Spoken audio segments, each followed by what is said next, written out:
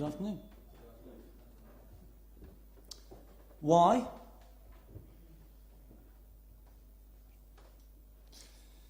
Because I feel compelled to speak my mind.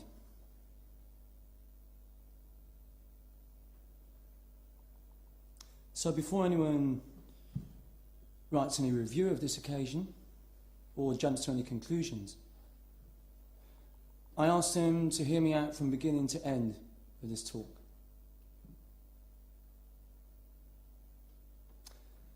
Then they are entitled to criticise, but not before. So I ask you first to entertain possibilities and open your minds.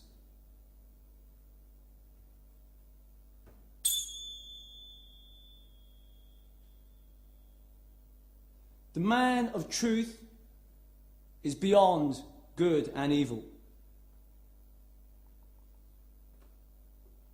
The man of truth has ridden to all is one. The man of truth has learnt that illusion is the one reality and that substance is the great imposter. H.P. Lovecraft. Throughout my forthcoming book, An Irrational Domain, I have worked from the fundamental assumption that for the artist, dreams and visions are a more authentic source of information than fact or reason. Now, this hypothesis has steadily evolved to the extent that it is no longer merely a conviction, but my perception of truth itself. Consequently, all activity derived from such foundations cannot coexist with any form of rationalist-orientated thought. The primary objective is to set everything in motion in the required direction. For example, existing concepts of time are only real if we accept and succumb to the boundaries and divisions laid down.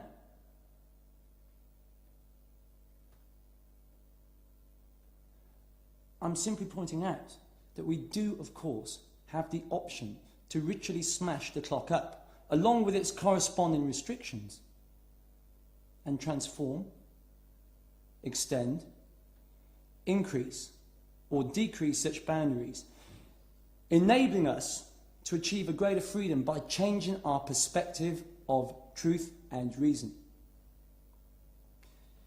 We may conclude that if truth as we see it to be can be rearranged to benefit us in any way, then this flexible truth is justified.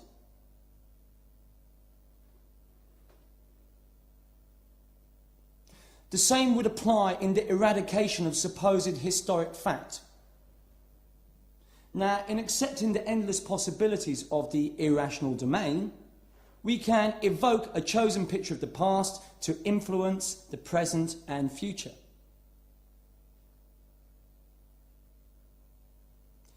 The rejection or alteration of conventional perception of measurement, fact, time and reason can shatter restrictive barriers and open up frightening possibilities. To illustrate a point, an elementary annihilation of the assumption that Columbus was the first navigator across the Atlantic changes the entire Western concept of civilization. Again, should we choose a certain axiom as a starting point, we do so regardless of so-called fact or reason. However, today at the Courtauld Institute we shall be focusing our attention on those forces visible behind the changes in modern society, and how we may view this criteria with true objectivity from within the medium of music. Cheer up. There are many strange phenomena where objective points are reached through work in the metaphysical. Now, the dowsers, or water diviners, employed by the water boards to locate underground streams are a good example of this. And yet, the individual accomplishing them is generally not aware that he is doing so by the aid of a force. He discovers he has a power, but does not know what that power is. He only knows the results. That's all he can see. Had the atheist scientist of the rational world given as careful study to forces as he did to elements, constantly working back and back, following one force to another, eventually he might have some understanding of the origin of movement.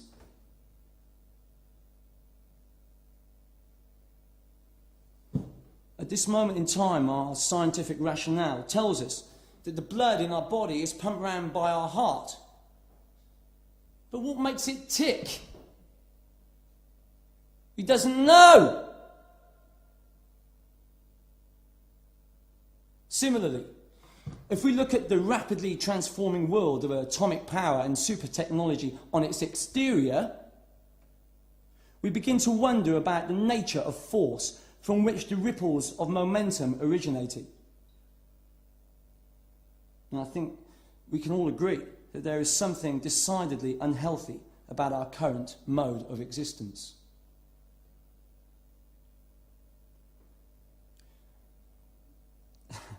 But as I'm just a mad artist, I shall view the changes perceived from that role I know best.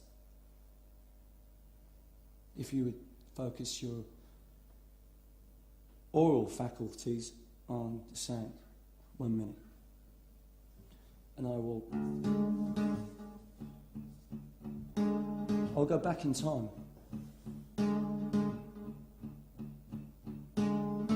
To before I formed the group Killing Joke. I want you to come back in time with me. Silence, please.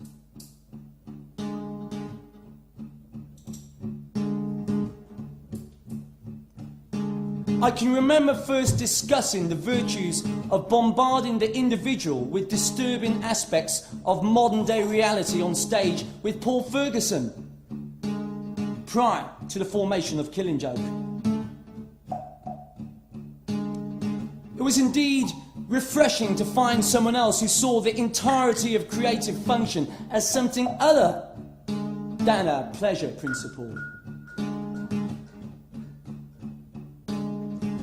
In actual fact, we utterly rejected the common artist's objective of creating a more desirable aesthetic effect. Do you follow?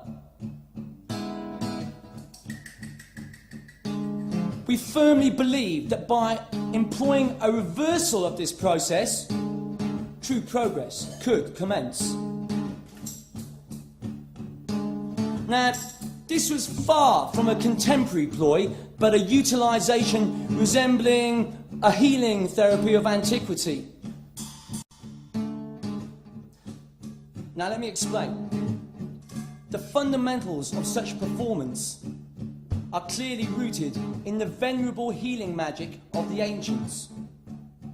I assure you. Central to this very old form of therapy is the idea that if you suffer from the underworld, you can only be cured in the underworld. Underworld. It is a homeopathic principle. The cure for a sickness is accomplished by dosing the patient with minute quantities of substances which in larger doses would actually create the very symptoms of the sickness. Such a cure for a sickness involves experiencing a little of the essence of sickness. What sickness? Huh? What sickness, I hear you say? Which underworld? Where? The initial symptoms have escalated into a monstrous plague. It does not require much imagination to locate the underworld within a scarred, butchered landscape. Industrial wasteland. Inhumane concrete hovels, resembling rabbit hutches stacked up on top of one another, created specifically for maximum capacity at minimum expenditure.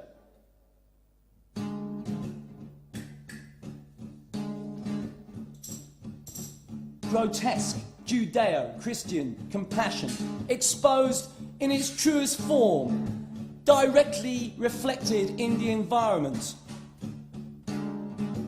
Homes for the common people that have been consciously designed to perpetuate an ignorance clearly intended to be left to their own devices within controlled surroundings. Do you follow? Those individuals who are either insensitive or too weak-willed to command and control their immediate environments are collectively housed. Widespread mediocrity in its most terminal context, eliminating even the human dignity of a slave. I believe. You go to Sheffield. We'll go to Sheffield. Let's take a look around Sheffield. Take a good look.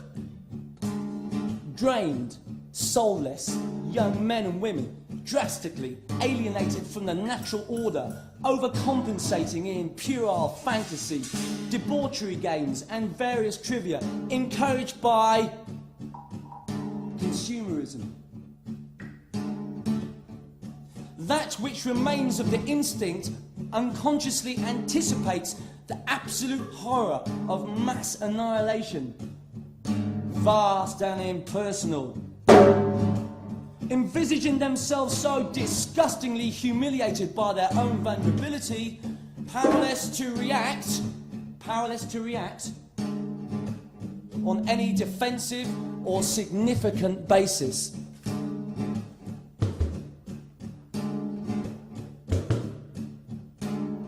A collective nightmare of the day, you know the day, when looting, pillage, and screaming insanity reigns. A hideous prelude of pure terror concentrated within the boundaries of minutes, seconds. Man suffering the indignity of resembling panic-stricken battery chickens awaiting slaughter, pathetically running round in circles at random. Decisions determining the lives of billions made exclusively by microchips impregnated and programmed with the epitome of rational thought. You can imagine the irony of the dilemma. Listen to me well. Absolute conflict. Destruction and megadeath are logical and imperative assumptions. Overpopulation at loggerheads with human compassion. The hygiene of conventional war obliterated by the escalation of technology, thus all reason made obsolete and redundant by the rationalist himself. Mass unemployment, also caused by rapid development of technology. Manpower no longer economically viable. Abandoned industrial areas claiming a greater surface area than farmland. Thus, only enough harvest produce to feed 1/8 of the existing population. Do you understand? Nations ideologically opposed to one another, dependent on each other for existence, import, export, mutually assured destruction, mad. Foreign policies based on the same principles evident in the period of time prior to the Second World War, now applied in this temporary stage of super technology.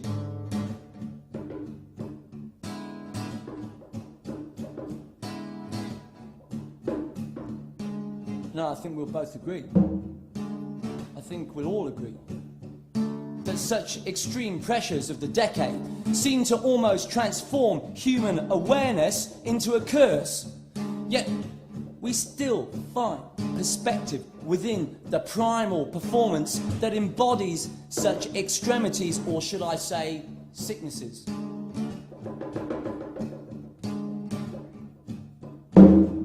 I believe it is necessary to look beyond the face value of such seemingly horrific events. Extremities that we observe on a daily basis must be viewed as a link or a transition. One cannot bypass initiation. Thus the work of Killing Joke becomes considerably more coherent when seen in terms of a generator musically suggesting such a process. The effect is akin to that of a vortex. Fascinating. And ultimately, all-encompassing.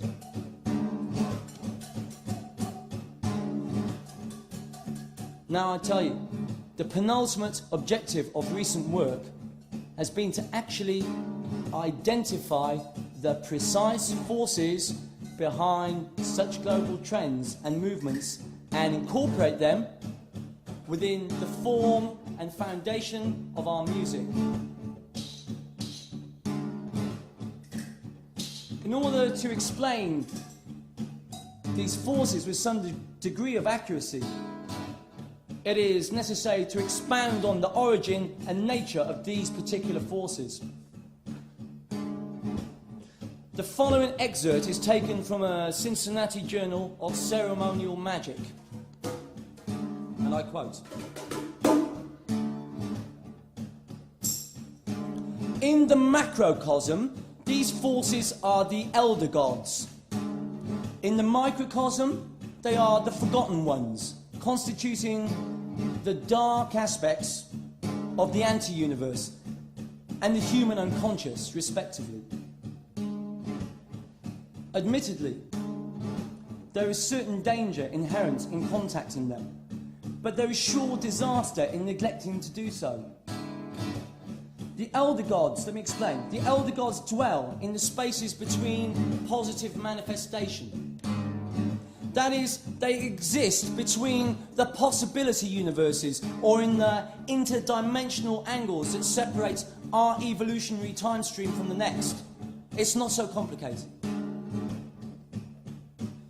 Their previous dealings with our planetary life force earned them an exile from this access to our space-time. Now, the problem is, our own discovery and employment of thermonuclear energy, however, has unsealed the gateway. Part of the coming crisis will be their attempt to resume control of the race. Hear me out, please. The major means of contact between the conscious man and the elder gods are the forgotten ones. Now, the forgotten ones dwell in the individual and the racial unconscious. They are the gods of survival. They are pre-rational. They are blind and immensely powerful.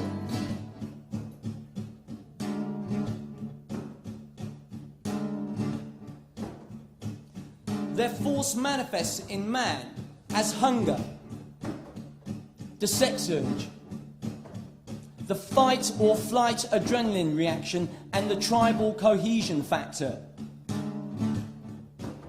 Hunger constitutes the primary link between the elder gods and the forgotten ones.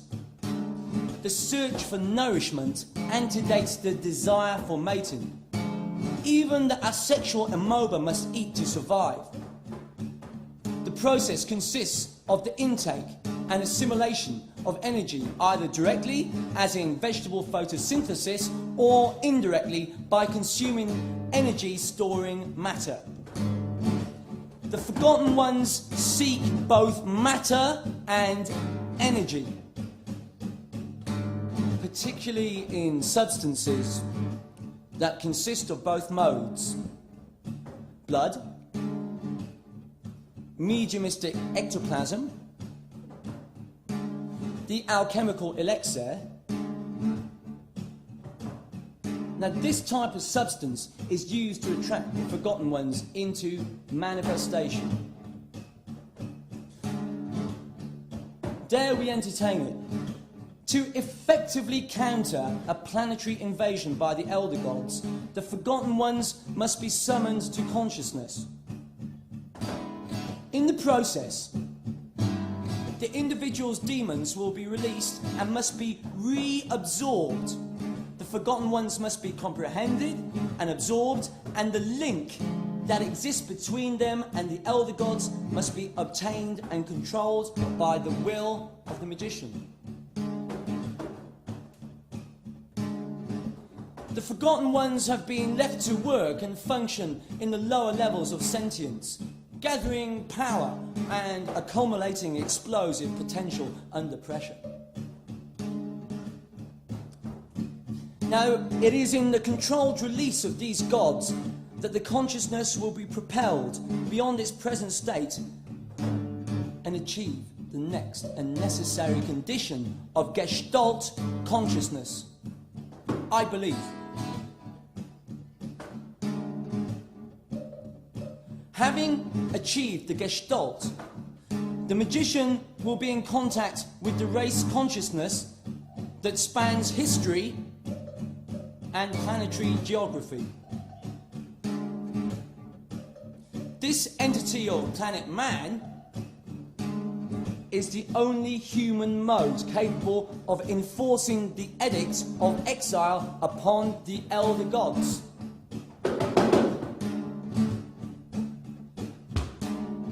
That was written by Nima and the Shadow. Now let me explain.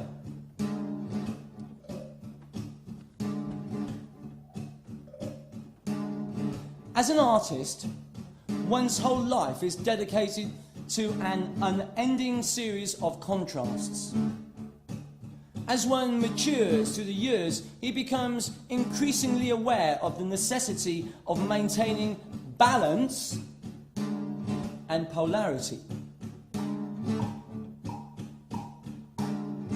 Margaret Crosby, the author of the writing I have previously read, who goes under the name of Sora and Dahandra, explains further the implications of polarity.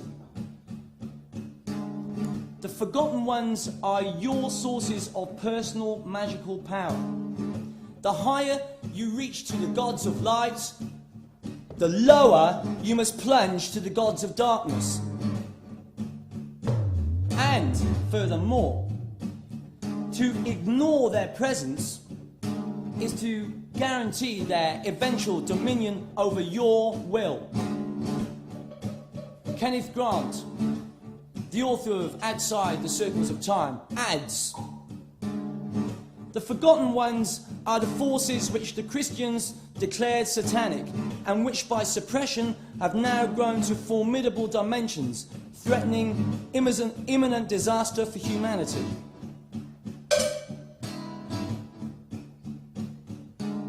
So we are beginning to understand the Aquarian ideal of standing upright with our heads above the heavens and our feet below the hells. Or simply the implications of balance and truth, I believe.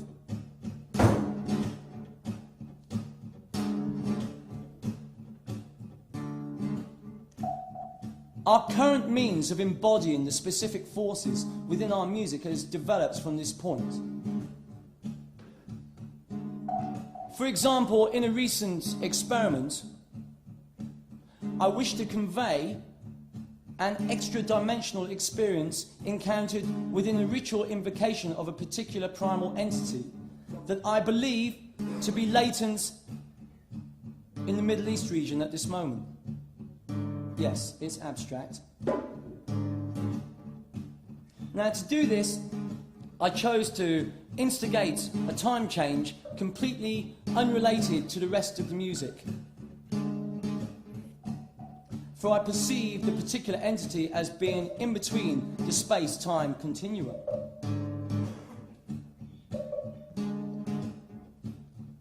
The time change was introduced with a simple phrase: break out of the cliché.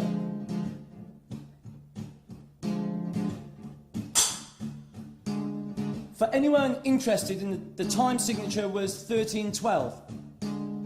I chose this using the number 13 signifying Pluto or plutonium, symbolising regeneration, as the basis of the rhythm. I simply hummed the music I could hear to Martin, my engineer. He's over there. I went something like that. Martin, my engineer, then pinpointed the precise time in numerical form. Now, as this generally ranges from 40 beats per minute to 280 in modern metronomes, one can square or divide a number arrived at for a more precise variation. So as I hummed the music perceived, Martin noted the number of the natural speed, and it occurred to me that we had devised a means whereby we could identify the exact force inherent within the foundations of the music if we checked the number arrived at with the system of numerology known as the Hebrew gematria.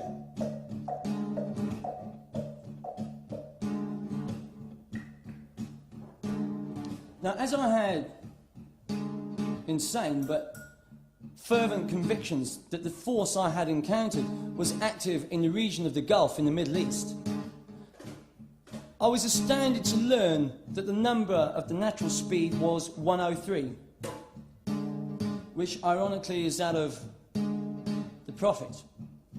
Now, as we in Killing have now perfected a 13-note scale corresponding to planetary influences, the nightmare of the immediate future became visible on an oral basis. So let us watch with our ears and see for ourselves.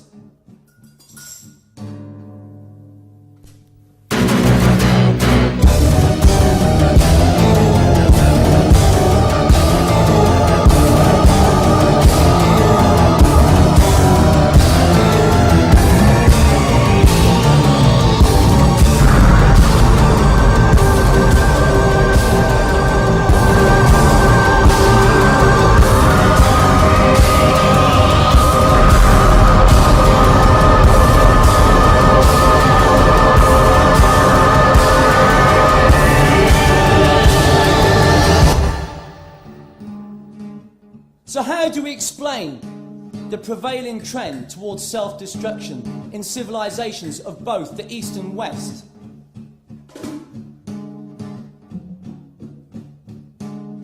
Is it, as Professor Velikovsky suggests, that the terrifying memory of massive global cataclysms has been wiped from the amnesic human psyche, and that those, the collective unconscious, who refuse to understand the past are condemned eternally to repeat it? Or, I ask, is there another reason?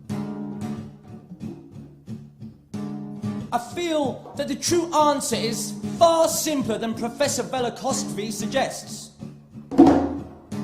Whilst his hypothesis has something, I feel the underlying answer is far more straightforward, though perhaps less attractive to the intellectual. Man's behaviour patterns, when scrutinised with true objectivity, force us to accept the unyielding conclusion that he is an irrational, primeval beast. He needs magic and miracles to dominate his existence. His unconscious mind yearns for this. Now, it would be correct to assume that in our rationalist society, the magic of current religious practice is no longer evident in daily life. Consequently, the unconscious habitually searches for a primal source of power worthy of marvelling at, whilst retaining a one-dimensional perception corresponding to the age of reason. For example, Pascal Jordan, the great German physicist, recollects the early years of atomic research thus, and remember this well: everybody was filled with such tension that it almost took their breath away. The ice had been broken. It became more and more clear in this connection we had stumbled upon a quite unexpected and deeply embedded layer of the secrets of nature. Dr. Oppenheimer, the pioneer of the atomic bomb, also remembers. Our understanding of atomic physics, of that which we call the quantum theory of atomic systems, had its origins in the turn of the century and its great synthesis and resolutions in the 1920s. It was a heroic time, a time of earnest correspondence and hurried conferences, of debate, of criticism, and brilliant mathematical improvisation. For those who participated, it was a time of creation. There was terror as well as exaltation in their new insight.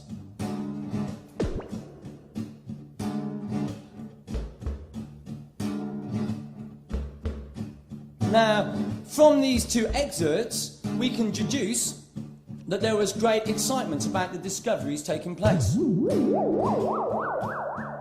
The unconscious worship of power tapped through fission had already begun. Brilliant men and women who represented the quintessence of the scientific rationale were now linking their consciousness to the fantastic, an irrational domain that deified even the minds of the very acolytes responsible for its creation. Craving. Do you understand? Craving. You understand this word? It's a disgusting word. Craving. The scientist's craving for the liberation of such immensity of energy was finally realized. He became spellbound by his part in unleashing the forces of nature. Soon the world will feast their minds and participate in the fervent adorations of horror beauty. Civilization would kneel on bended knee, outwardly horrified but inwardly fascinated, and at all times paying obeisance to the knowledge of magic's perpetual manufacture, its consequences, and most of all, its exquisite threat. From the moment of the first detonation at Alamogordo, man could no longer deny his unconscious worship of such power. There were many men and women who have experienced what we have not. And I would like to recount one man's experience. We are too flippant about the energies we have harnessed. So let us take it second hand from someone who saw. So listen well, for I'll say it only once.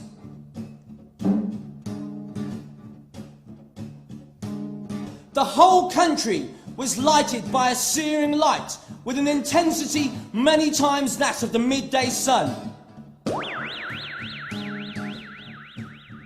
30 seconds after the explosion came, first the air blast, pressing hard against the people and things, to be followed immediately by the strong, sustained, awesome roar which warned of doomsday and made us feel that we puny things were blasphemous to dare tamper with the forces heretofore reserved to the Almighty.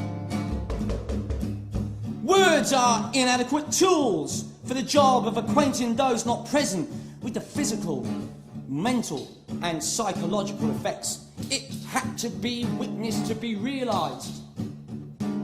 General Farrell, 16th of July 1945, The Manhattan Project. How about this one? The Second Coming in Vengeance! Winston Churchill on the atomic bomb. The situation, and I'm speaking to you now, the situation today facing us 40 or so years after the first atomic explosion at Alamogordo only reinforces my point. The collective unconscious everywhere now eagerly anticipates the return of the old ones. Dark aspects or gods of blind terror, pre-rational and immensely powerful. Entities we have invoked back into our existence through the portals of our very actions. Our own discovery of thermonuclear energy has unsealed the gateway. These dark elements of nature have already partially resumed control of the race. Where are they? Where are they? I assure you will see them when you finish this lecture. Where are they? They are evident in the May Day celebrations in Moscow and Peking as their intercontinental ballistic missiles are gloriously paraded down the street. They are there. In its American counterpart, we find childish pro-Star Wars advertisements that promote the puerile space-age technological dream of lasers, protective screens and push-button annihilation. Their presence is also discernible in Israel's atomic progress, at the heart of which lies a base Old Testament hate and loathing towards the enemies of the Zionist cause.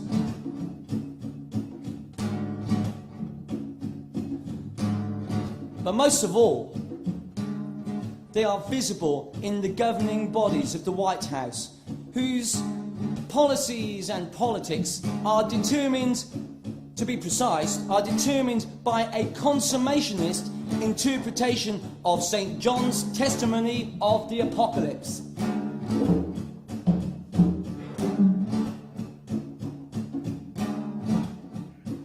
Armaments of obliteration in all their forms have become symbols or idols of a rational world, with which man has begun to worship bodies of unlimited power.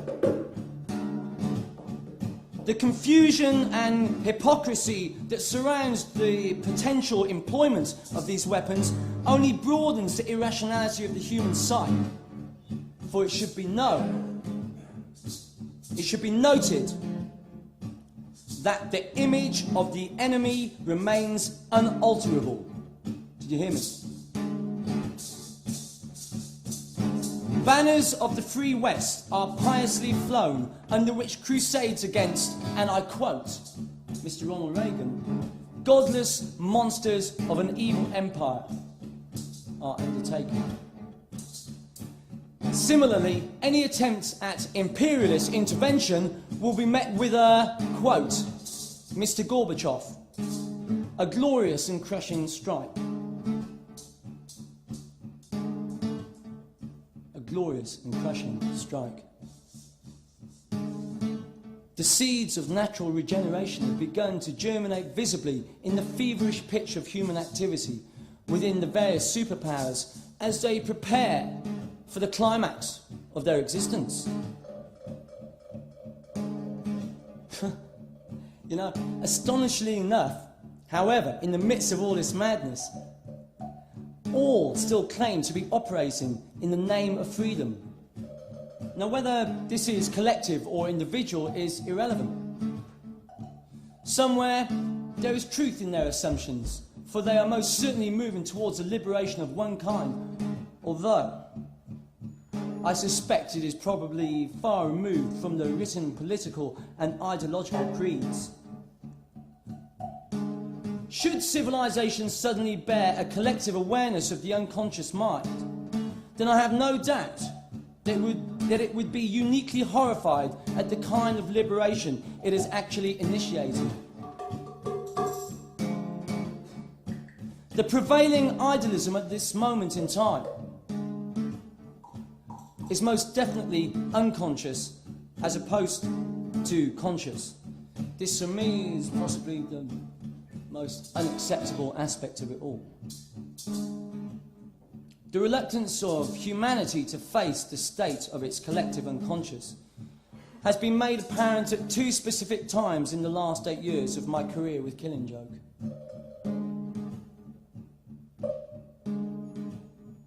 In both the Falklands War and more especially the American bombing of Tripoli, I noticed a sudden surge of interest in both my activities and studies.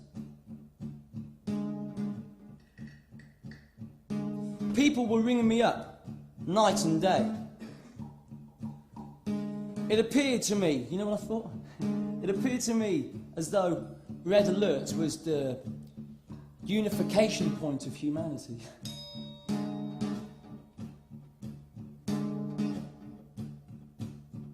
Primal fear appears to stimulate the conscious mind's awareness as to the workings of its unconscious.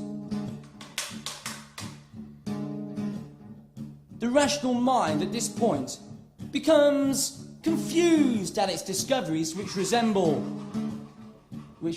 a perverse fascination with the subject of dread. In every case of a person successfully establishing communication with me at the 2 times stated, the only question their trembling voices wanted an answer to was, is it going to happen?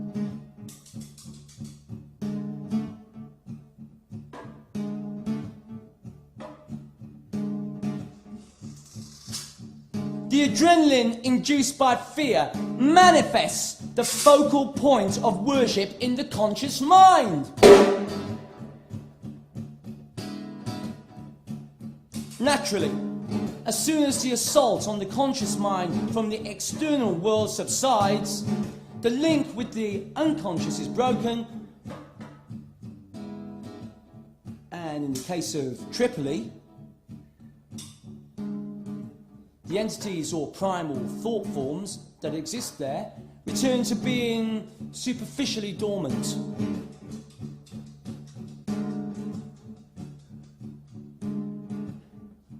But now we have learnt that a series of associated oral and visual images is all it requires to awaken such entities at will. If I had to condense the foremost aim of my musical endeavours over the last 8 years into one paragraph, I would say that it has been to create a concrete vision of the future by suggesting a spiralling recession of time. The regression of every aspect of existence to its original condition of primal substance. The term killing joke amplifies the idea of the laughter that dispels the ultimate fear of returning to our base origin. Nevertheless, we still have to learn that the climate of an age is unalterable. The changes we see before us must be recognised as natural growth, insofar as we can perceive nature or evolution to be. Therefore, no matter how we feel about the severity of such proliferation, we cannot alter its direction. Therefore, one is forced to accept that all analytical breakdowns of developments are obsolete.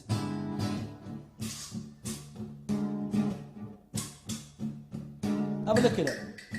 Imagine the shipyards blaze, vibrant arsenals wait their turn, idols of rational worlds to worship power, to worship strength, great crowds excited by riot, pleasure and work, insane crusades, destructive gestures of the freedom bringers, and all the bells shall toll as holy banners fly, and all will talk of freedom. Let rage and hate of races run from Adam down. The magic of our science shines brighter than 1,000 suns. Liberty in new dimensions, ruthless and spectacular. Obliteration shall be poetry of golden dawns.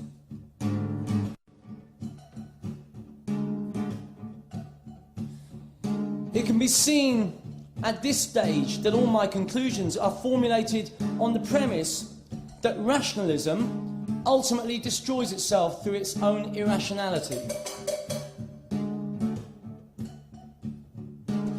We can actually prove this by utilising a sequential thought process for the elimination of supposed fact.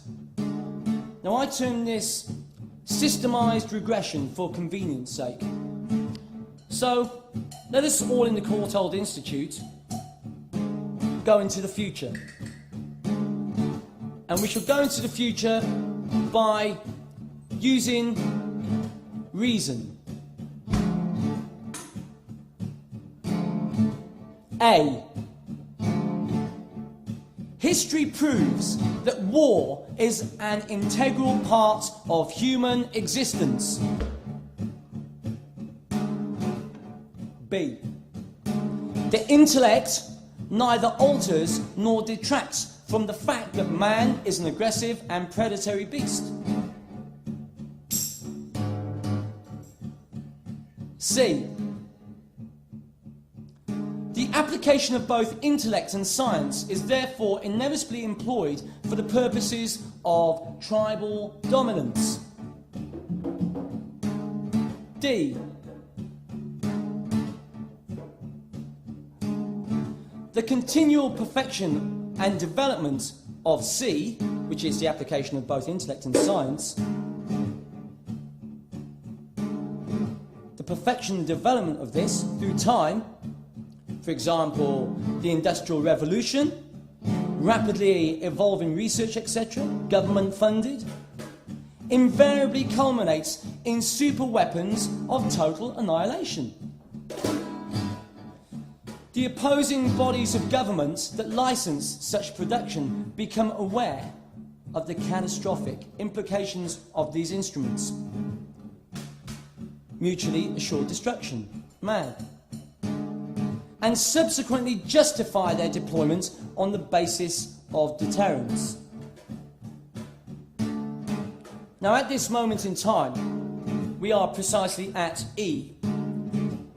I shall explain E. Weapons stockpiles increase at an alarming rate, and similarly, so do the law of averages for human or technological error. Coupled with conflicting ideological, economic and strategic gestures, and I warn you that the Zionists believe that it will come 6 months after a major peace agreement. It's rubbish.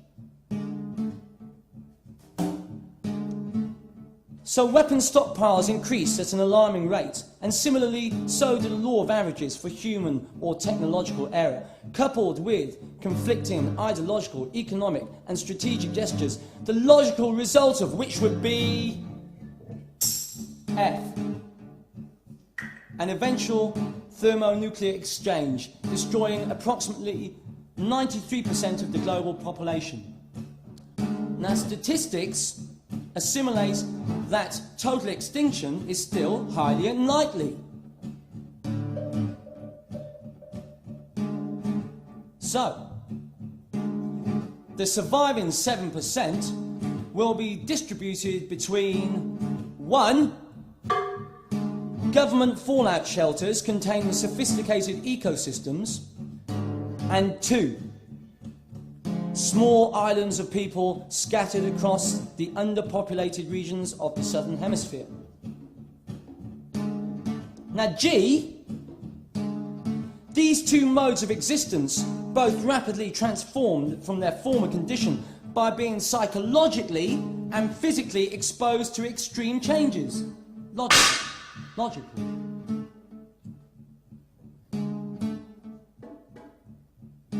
H.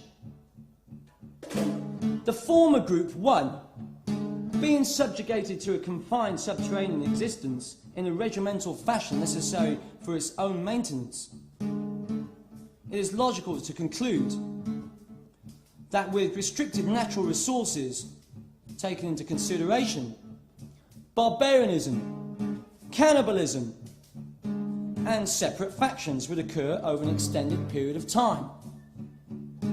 Now, in the long term, we can see that the psychological aftermath of such repetitious brutality would ensure a complete nullification of all previous remnants of reason. More importantly, the memory of the former civilization would revert to mythological status. I. The letter I. I. The latter group, 2, reduced to a far baser level of civilization, irradiated food, absence of energy, medicine, functioning ecosystems, etc., will have inevitably experienced atrocities to the extent that their emotions will have been hardened to the point of tranquility. Now, this in conjunction with the effect of radioactive substances that appear to induce a modification of the genes in certain individuals could support recent medical disclosures that if the protein in the gene is slightly affected, it can no longer produce certain acids which cause us to feel anxiety. Similarly, we are forced to admit that over an extended period of time, undetectable mutation would develop, giving us a terrestrial being of a conscious vertebrate type that is physically, spiritually, psychologically, and fundamentally alien to our present condition.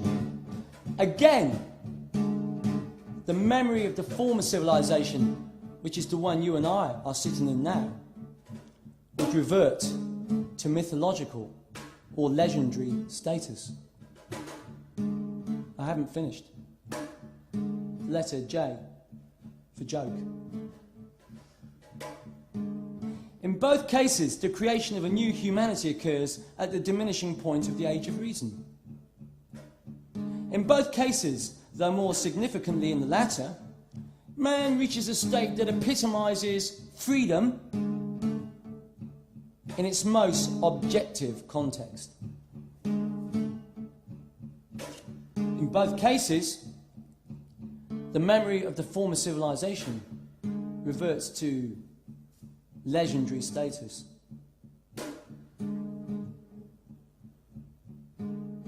Now, in these examples, we can observe that the product of rationalism has created the perfect climate for the birth of a magical age, or an irrational interpretation of existence, if you like. Simultaneously, with a rudimentary equation of this process, we cancel out the necessity of the equation, and it subsequently disintegrates into nothingness. I will demonstrate. The existence of reason plus the exclusive enhancement of reason equals the eventual and sudden breakdown of reason, which equals the creation of its antithesis, which is a magical interpretation of existence. Reason, it seems, is made void by its inefficiency at embracing and adequately explaining the exhilarating phenomena of existence. Sure, it's impossible to accurately estimate the repercussive effect on a future society that might arise from a consciousness that has witnessed an all-out atomic cataclysm firsthand and survived. Now, seen in this light, we are talking about a natural function. Yes, a natural function that does not fall short of a global initiation perceived as a whole. A purification by ordeal. Possibly. The birth of a new world. New consciousness. New man. But we can only see this vision with true objectivity if we continue to bind this objectivity into our existence. When we almost become our vision. We must become. When we achieve polarity. When we stand with our heads above the heavens and our feet below the hells. Stand upright. Now, much attention is given these days to the work of H.P. Lovecraft, whose fictional entities seem to correlate to the major shift in global trends. Only the other day, I picked up a magazine that contained an article by one Peter Smith, expanding on H.P. Lovecraft and the occult tradition. He says, Lovecraft is a particularly interesting case of transmission via dream. He violently denies the idea of the existence of occult phenomena. Nevertheless, this denial is belied by the unconscious elements of his stories, indicating a division between the rational and intuitive sides of his personality. With the appearance of each story, an underlying pattern became evident. All my stories, he wrote, unconnected as they may be, are based on the fundamental law or legend that this world was inhabited at one time by another race, who in practicing black magic,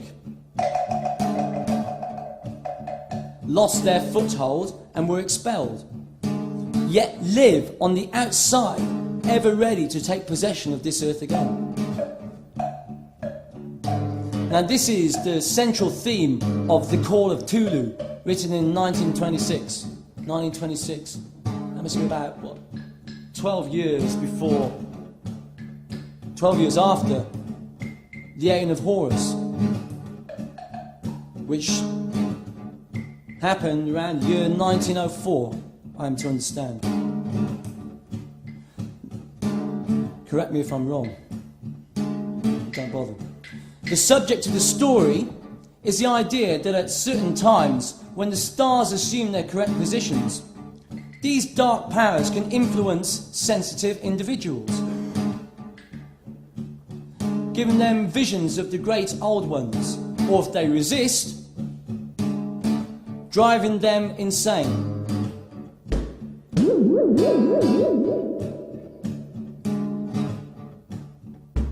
These entities exist in another dimension, or vibrational level, and can only enter this world through a specific window area or psychic gateway, a concept fundamental to many occult traditions.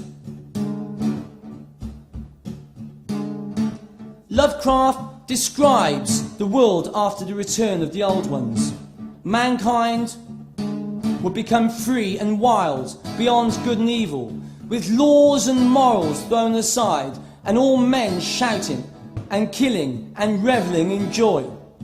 Then the liberated old ones would teach them new ways to shout and kill and revel, and all the world would flame with a holocaust of ecstasy and freedom.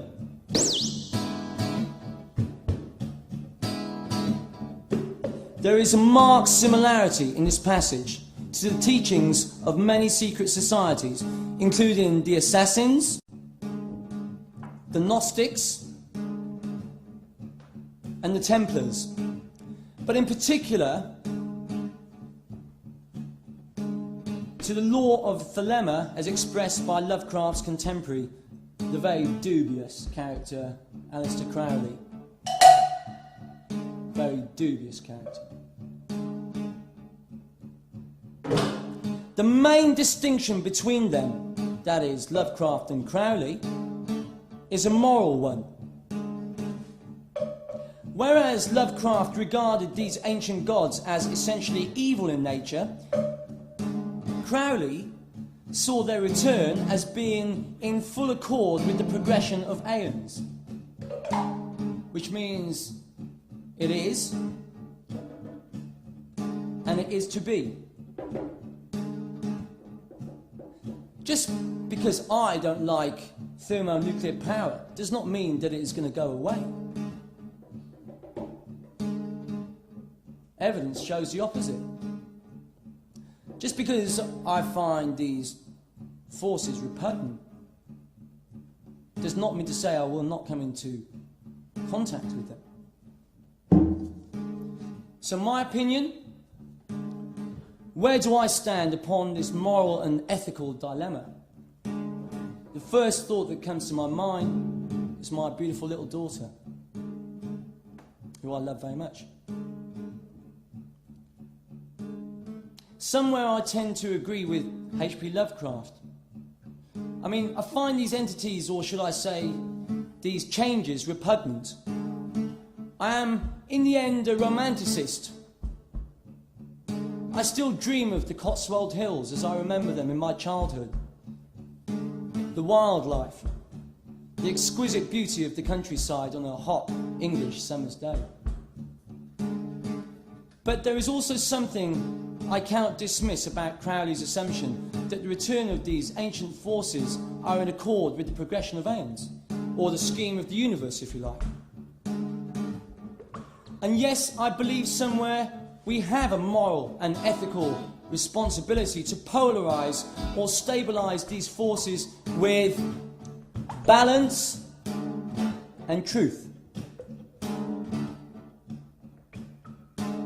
In fact, I have to go back to the ancient hills of the Cotswolds, to my homeland,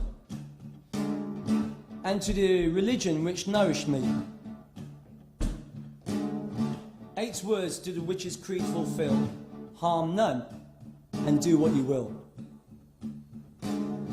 I also believe that we can only respond to such changes on an individual basis. As I am primarily a musician, I've tried to achieve this balance with my musical form. The harsh masculine force of change is typified by dissonance and discordancy. This is neutralized by the feminine currents of harmony and melody. It is here the contrast between the two that I have found my polarity.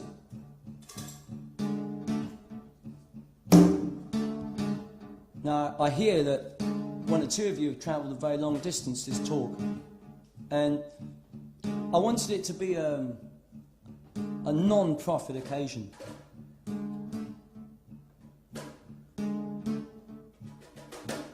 And I thank you all for hearing me out very much.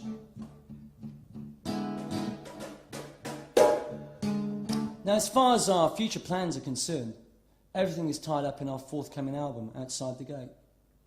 We have consciously written the music to celebrate one occasion for ourselves, which is a performance of the music in a location 100 miles north of Ayers Rock in Australia, on the edge of a precipice. Now, naturally, such an event will be filmed. Obviously, there are a lot of arrangements and obstacles we have to cross before this objective can be realised. But there is a new Killing Joke, and we would like you to listen and read our recent work and judge us on the merits of that work only. Thank you very much for hearing me out. Wise and blessed be.